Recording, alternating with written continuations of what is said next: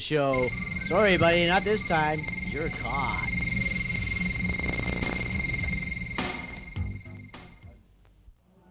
Hello, and welcome once again to another fantastic and wacky edition of Out and About. Out and About.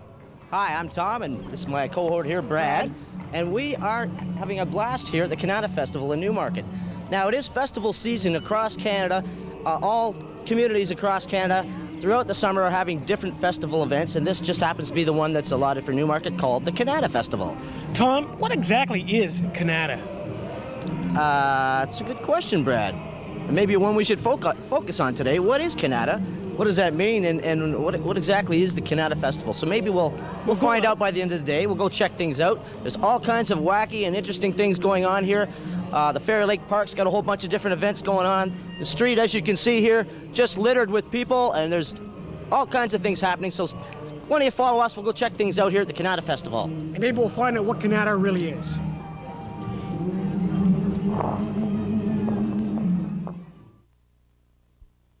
As I'm down my way to Fairy Lake to find out exactly what is Kanata, I've come across Don. Now, Don runs the official POG tournament here at the Kanata Festival, and you also run Baseball Alley, Don? That's correct. Don, I see a lot of people participating in this POG tournament today. What exactly is POG? POG is actually milk cap lids, and it comes from a game back in the 20s and the 30s where kids used to play in the fields and in school, and they just pile them up and they'd hit them with this, which is called a keenie or a slammer, and whichever ones would flip over would determine if they won or lost. Very easy, simple game, and all the kids love to play it. So the game really originated in the late 20s, you say? Yeah, 20s and the 30s, and the old milk bottles, there used to be the lids to keep it fresh, and they'd take out the lids, and that's what they would play with. I see there's a lot of people participating today. Let's just go down and interview somebody here and see what exactly they're doing. Hi, how are you? Fine. And what's your name? TJ. Now, TJ, how long have you been playing POGs? I don't know. Couple months, couple years, or Couple months, couple months? And do you expect to be a world POG champion in a few months or a few years? maybe. All right, so thanks a lot. And we're going to go and see Tom at Fairy Lake. So I'm now down at Fairy Lake wandering around, and I'm trying to find the meaning of the word of Kanata. What is Kanata? Now, these guys look a little bit informative over here. I'm going to ask them if they know what Kanata is. Somebody's got to know. Jesus. Excuse me, sir. I want to hear that. We are trying to find out the meaning of Kanata. Can you give us any information on I Kanata? really haven't got a clue. For my intention, my expectations, it represents a town that has concern for the people that it represents. So it's a festival just showing concern for the town and for the township? And for the country that we love. The most important country in the world. But there's got to be a meaning of the word Kanata. It's got to have an Indian meaning or something along those lines that I would imagine, and we still haven't been able to find out, and you can't help us there. Unfortunately, not being an old Indian, I have never had the opportunity of knowing. Okay, well, let's go over to Brad, see what he's up to, and I'm going to continue to see if I can find out what Kanata means exactly.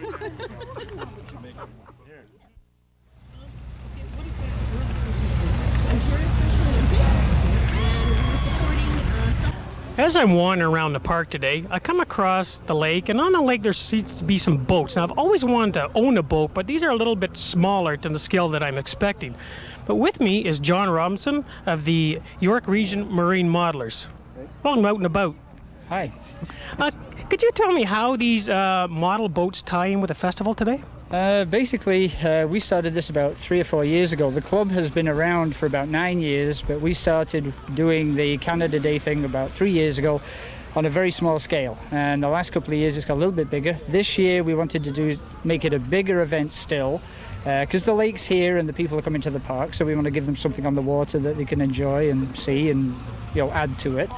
And also this year, as well as having all the boats out and everything else, we are trying to raise some funds to help the Newmarket Challengers, which have just, in the last couple of weeks, taken the Regional 6 Championship in softball, and they're going to be going to Windsor for the Special Olympics in August for a 4-day weekend. And of course, they need some funds to get down there, and we want to get the team down there and see what they can do and everything else. So we're raffling off a boat and doing some other things to help them. And with me is one of the representatives from the Newmarket Challengers. Hello there. Hello, Sandra. Hi. Yeah, we want to support our local athletes, and they've worked very hard to go to Windsor and supported Region 6, including Newmarket, and this is a way for us to get together with a local community type thing and support the athletes raise money for the kids going to Special Olympics. Yeah. Okay, thanks a lot. You're very welcome. Thank you, John. And we'll go out there to find where exactly Tom is.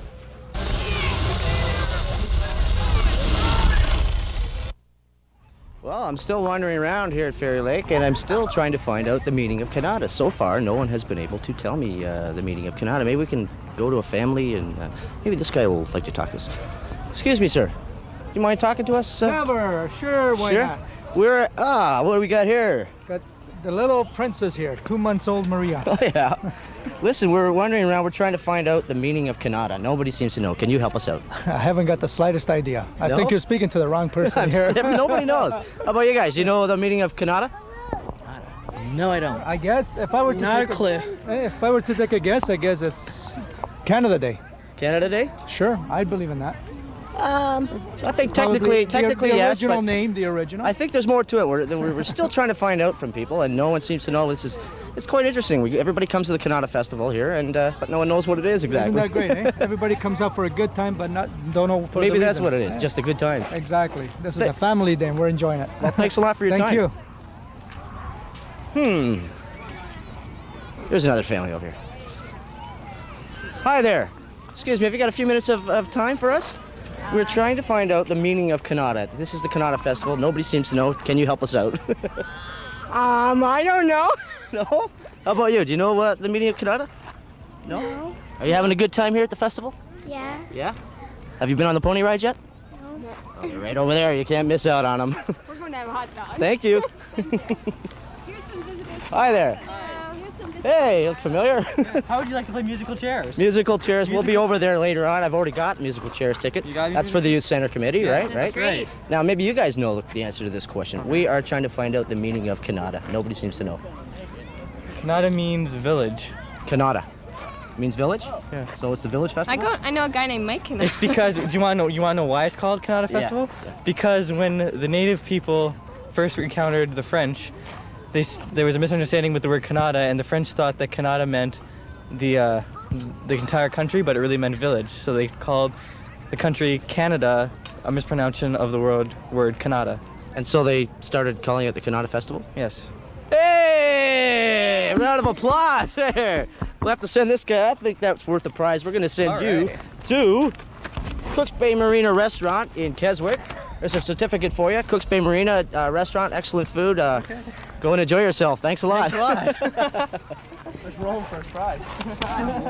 Well, that was great. We finally found someone who seemed to know what Kanata is.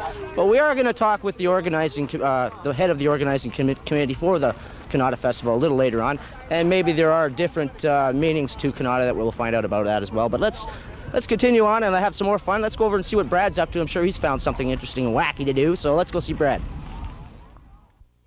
As promised, I'm here with Gary Richards, and he's the chairman of the Rotary Club of Newmarket 6th Annual Rubber Duck Race. Welcome to Out and About, Gary. Well, thank you. It's good to be out here today. We're glad to see that the weather improved. This morning it looked kind of cloudy. We had 600 tickets to sell there this morning, and the citizens of Newmarket came through again, and they were all sold about a half an hour ago. So And it's a complete sellout for this it's a event. complete sellout. We're hoping to raise somewhere between $2,000 and $2,500. And this is a great event. We've been doing it for 6 years in a row now as part of the July 1st celebrations. And as you can see, we probably got a couple of thousand people anxiously waiting for this race, which is about to get underway. Okay, thanks a lot, Gary, and we're going to throw it back to Tom Pearson for the play-by-play. July 1st, 1995, the Rotary Club's 6th Annual Rubber Duck Championships here at Fairy Lake Park in beautiful downtown Newmarket, home of the world champion rubber ducker from last year, number 961. Clearly the most aggressive duck in the field. Watch for 961 taking over the pack. Let's go out to the lake and see how the ducks are doing. We're at the boat.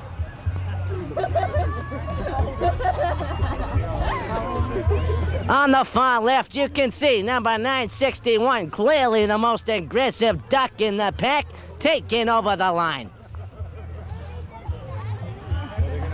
The frogman. You're watching Out About on Rogers Cable 10. Yay! Happy Canada Day. All right. Yay! With me now is Snuffles the pig. Maybe Snuffles can give us a little bit of information on the Kanata Festival. Snuffles, what exactly is Kanata and what does it mean to you? Snuffles, how long have you been involved in the Kanata Festival, and do you plan on doing this every year, or is there a new career change in the works for you, or? Thanks for that informative update, Snuffles. Let's go over to Gary Goat, who's over here now. Gary, can I have a few minutes of your time? Gary, we're trying to find the meaning.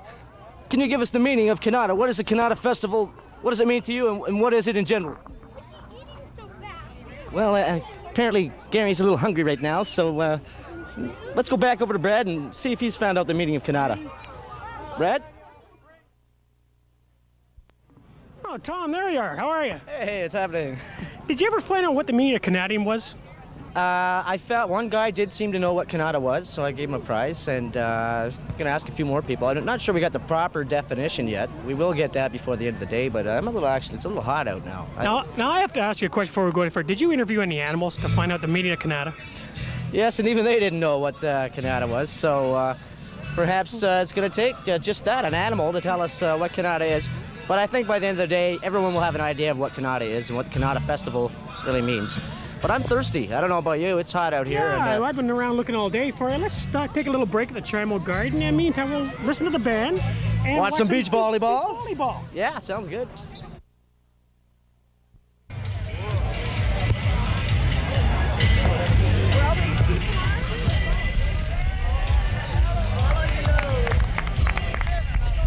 At one point, we just have action.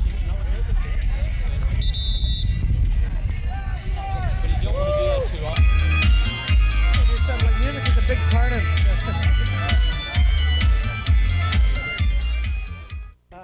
Okay, listen up, guys. It's like I said, now you will be going into you're on the outside of the chairs, you're in a circular motion. While the music's playing, you keep walking. When the music stops, you do not run and shove that guy ahead of you. You sit down on the chair. 2 people on a chair is not counted. Okay, you ready? 4, 3, 2, 1. Up we go. Start walking. Start walking. Let's go. You guys keep moving. Can't stand still. Music!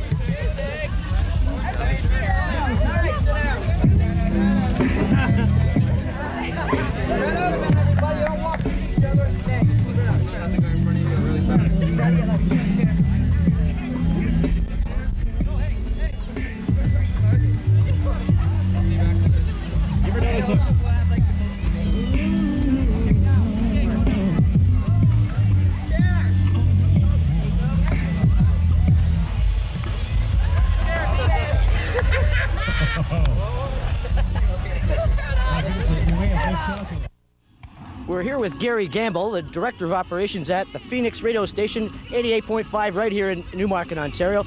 Gary, what brings the Phoenix here to the festival today? Well, as you know, Tom, it's not just Kanata, but you see, what I am is I am a professional musical chair MC. I've been doing this for years. I could tell you, it seemed like you really had a feel for the chairs over there and kept the flow going even when people were getting a little bit laid back and complacent. What a competition. You just feel the stress in the air? I was just tense every minute that it was on. You know, I got down to the last 7 people and I got eliminated. I was a little upset about that, but just having you there, Gary, really seemed to make my day at the musical chairs. Well, I'm glad to hear that, Tom. Because it made my day too, just knowing you were here. How's the radio station coming along, anyway? Excellent, excellent. It's really doing really well. We're covering all of York region now, and superstars of the 70s, 80s, 90s. So, are there any new? Are you doing the morning show, or is there anything specific going on there that's new at the radio station you want to tell people about? Yeah, we always have contests going on. We're always giving something away, and it's traffic every 10 minutes, news every 20 minutes. A little bit for everybody. So if you're going to work, it's good. And also if you're coming back home in the afternoon, our afternoon guy is Tom Marriott. He does a good job. So it's all York region traffic, not Toronto. And York region news and just great music. It's a lot of fun. Oh yeah, it's nice to have someone that sort of focuses in on York region for a change. We're usually sort of on the outskirts, and the Toronto stations don't get down here much, so it's really great to have you guys here. And thanks a lot, and hope you more success in the festival today and lots of fun. I have to go and prepare now for this next round. I'm just inside. I'm just tense for this whole thing. But it's a lot of fun. Before we go, Gary, I heard you are a full digital station. Yeah, we're state of the art. We're more or less a computer runs our station. Our on-air guys touch a screen to start music, for example, and it's completely digitalized. When digital radio comes in, we're probably the most state-of-the-art radio station in Ontario. So it's something to see. Okay, thanks a lot for coming on Out and About, Gary, and maybe we'll bring the cast and crew into Out and About and see what a really fully digitalized radio station does. Great, love to have you. Thanks a lot. Well, the day has been fast and furious, and there has been all kinds of action here at Fairy Lake Park and, of course, the Main Street in Newmarket. I have finally found someone whom I believe can answer the question that I've been asking all day. What exactly is a Kanata Festival, and what does it mean to you? Bill Andrews, he is the Commissioner of the Parks and Recreation Department here in Newmarket. Bill? Well, Tom, Kanata was established there in 1981 by the former Kanata Committee. John King is chairman, and Kanata is an Indian name for Canada. So that's where it exactly comes from. A lot of people may refer to it as the city of Kanata, up close by Ottawa, but it's an Indian name that means Canada.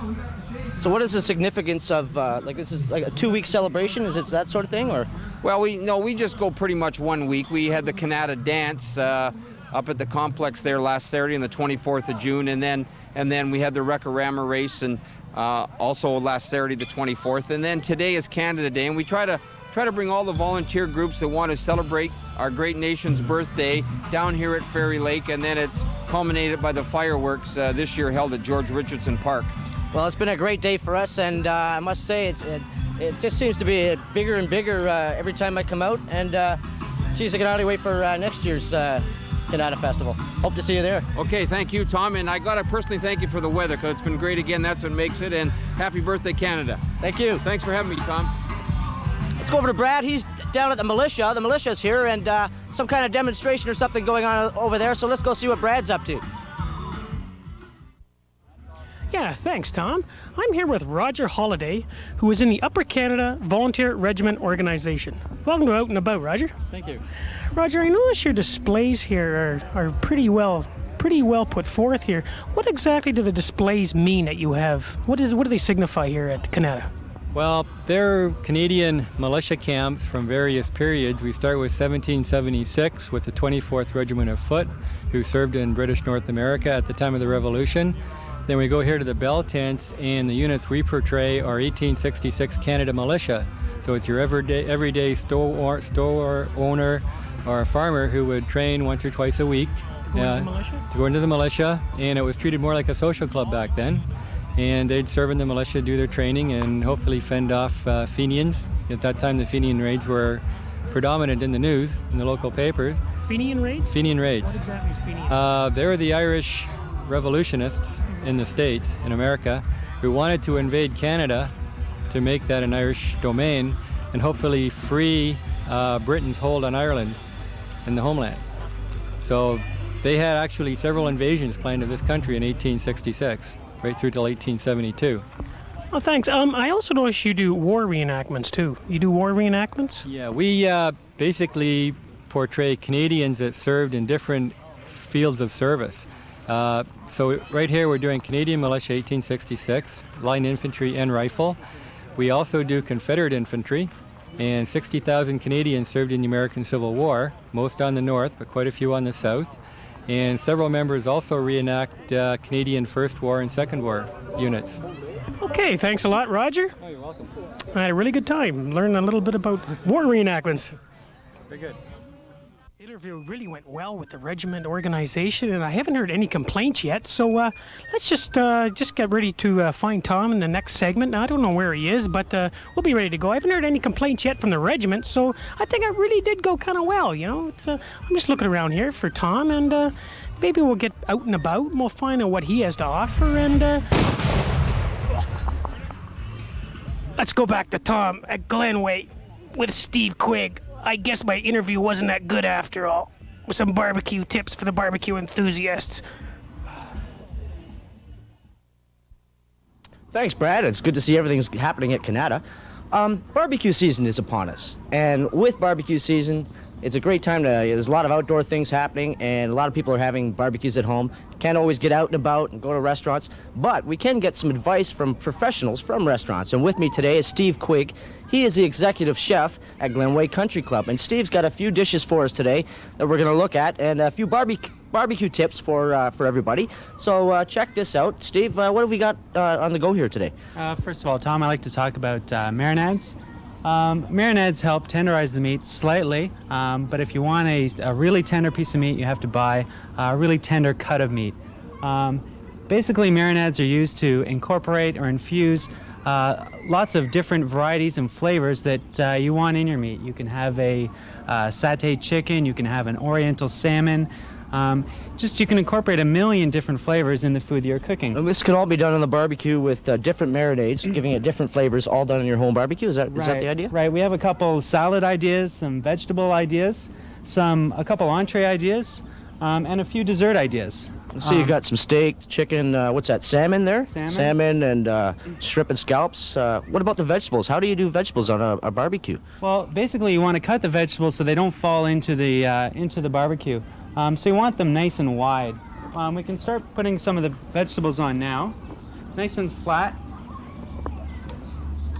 And we'll put on some onions. We have some. Why do they have to be flat, Steve? Well, so they can absorb the majority of the heat off the barbecue. If they're too thick, like a baked potato, it doesn't really absorb that much heat. It just cooks from the bottom up. So baked potatoes you want to cook right in the grill, right in with the charcoal. So we have a variety of vegetables here: peppers, zucchini, some radicchio. Radicchio, whoa. Some mushrooms. I've done a few potatoes here. Now, are these marinated or anything, or they're just sort of, you've just cut them and they're fresh cut? Cut them flat, and they're lightly marinated in some olive oil and a lot of some oregano, thyme, and basil, dried herbs. Some tomatoes, some grilled corn, which is very popular in the summer. So you can look around the fridge and more or less any vegetables you got lying around, you can grill them. Are grilled vegetables a popular dish with customers, for example, grilled in a vegetables are extremely popular. They're very low in fat, especially cooking on the grill. They're very low in fat, very tasty. You can use them as a vegetable with the entree, or you can use them as a salad for the pre-dinner. We'll start cooking the entrees now. Here I have. What have we got here? I have salmon that I've marinated in a little bit of olive oil, some lemon juice, and some soy sauce. And salmon, seafood, you don't want to marinate for that long. It only takes 5-10 minutes in the marinade, and we'll start cooking it face down, and we only want to flip it once. When you say face down, the fleshy side up of the fish? Right. And we only want to flip it once because when it's cooked, it's really flaky and very tender. So we just want to cook it half on the face down, flip it once, and finish the cooking process, and remove it, and it's done. Why is that exactly? Well, again, you can't handle the fish too much. Once it's cooked, it's very, especially fresh fish, it's very flaky, it's very tender, and it can't be handled, it can't be overhandled on the barbecue. Next, I have another oriental dish here, the chicken. I've had marinated in a satay sauce, some sesame seed oil, some ginger, and garlic. And we'll start cooking that. The steak, I've done a traditional steak with some peppercorn, some olive oil, a little bit of white wine. So it's almost like a peppercorn sauce pre-done in the marinade. Right. And again, to get the proper tenderness of the steak, you want to buy a good quality steak. The marinade it won't work miracles. It'll help infuse flavor, but it doesn't do miracles in terms of tenderizing your meat. Yeah, because I think a lot of people have a notion that just by marinating, they can buy any cut of meat, and just by marinating it, it's going to become super tender. That's not the case. Is that right, Steve? That's the case. That's not the case. Next, another point that I want to make sure that you're familiar with, Tom, is never to pierce the vegetables or the meat that are on the barbecue. What you're doing, you're searing the meat, and you're ensuring all the juices and flavor of the meat or vegetable are inside when it's finished cooking. So what we want to do is we don't want to pierce that. We don't want to have any of the moisture escape. So that way we're using tongs, or we have barbecue spatulas for cooking on a barbecue. Now, I think a lot of people have a problem with, like, when do you turn something, for example, seafood. Now, I know that if you overcook seafood, you're going to kill it. You're going to kill the flavor, you're going to kill the tenderness, you're going to kill the juice. how can you? I know it's hard to explain, but is there any tip you give to people to let them know like when to actually turn these things on the barbecue? Well, with lighter items like fish and chicken, you can actually see the cooking process from the bottom up. So you can see along the outer edges, it's starting to cook, starting to turn brown. Well, that's a good indication that it's ready to turn. A lot of the larger items with red meats, veal, pork, steak, you'll notice a real bloody, moist top layer, and that's another indication of the heat forcing the blood through the meat, and it's coming out the top here, and that's another good indication it's time to flip. What do you got? Pizza here as well. Yeah, you can barbecue pizza? Barbecued pizza, Tom. Just grab your pizza dough. Is there any oil? You got to oil that or anything so it doesn't stick to the. I haven't oiled it. I do have that. Actually, the bottom is lightly brushed with olive oil to prevent sticking. I've turned the barbecue down nice and low. So if you're trying to grill a pizza on the barbecue, it's got to be low? You just want to flip it once. You want to cook the underside, flip it, and then you can add your ingredients, your tomato sauce. Here we have some pepperoni, some provolone cheese, and some Asiago cheese. What about sauce? That comes after the flipping process, After we I would flip imagine. it, we'll apply the sauce. Well, we can start flipping the chicken now, and the salmon.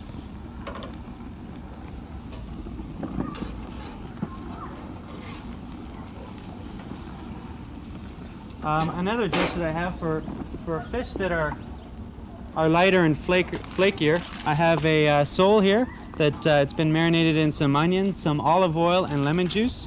And because sole and orange roughy and lean fish are extremely flaky, I've wrapped them in foil, and you can cook it just in the foil on the barbecue as such.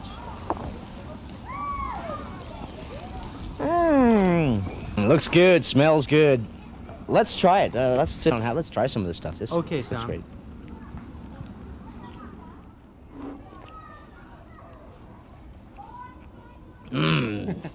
Excellent. Let's go back to Kanata.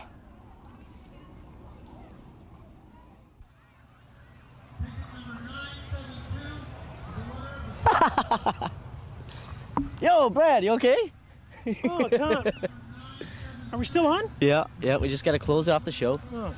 Had a great day today. I don't know about you, but... Well, as you can see, I've had the effects of the heat and the sun really had an effect on me. So I'll just let you close off the show, and you're doing a good job, and I'll get back to you later. Yeah, apparently I heard through the grapevine that Brad was a little bit wounded here at the Kanata Day Festival, but we both had a great time, and we hope you've enjoyed the show today. If you missed the Kanata Festival this year... Wounded wasn't the word. Don't miss out on it next year, because it certainly is. It's a great family day. It's good for the whole family, good for any age group. Come on out next year if you missed it this year.